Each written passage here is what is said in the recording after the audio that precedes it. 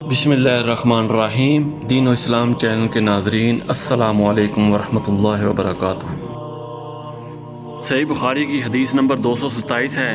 ایک عورت نے رسول کریم صلی اللہ علیہ وسلم کی خدمت میں حاضر ہو کر عرض کی کہ حضور فرمائیے، ہم میں سے کس عورت کو کپڑوں میں حیض آ جائے تو وہ کیا کرے؟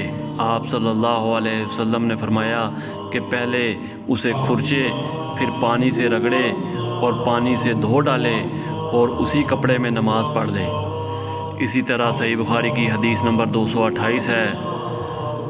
ابو حبیش کی بیٹی فاطمہ رسول اللہ صلی اللہ علیہ وسلم کی خدمت میں حاضر ہوئیں اور اس نے کہا کہ میں ایک ایسی عورت ہوں جسے استحاضہ کی بیماری ہے، اس لیے میں پاک نہیں رہتی، تو کیا میں نماز چھوڑ دوں؟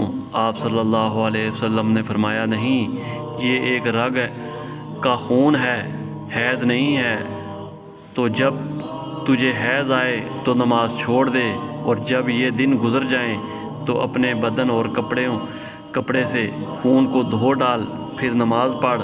ہشام کہتے ہیں کہ میرے باپ عروہ نے کہا کہ حضور نے یہ بھی فرمایا کہ پھر ہر نماز کے لیے وضو کر، یہاں تک کہ وہی حیض کا وقت پھر آ جائے۔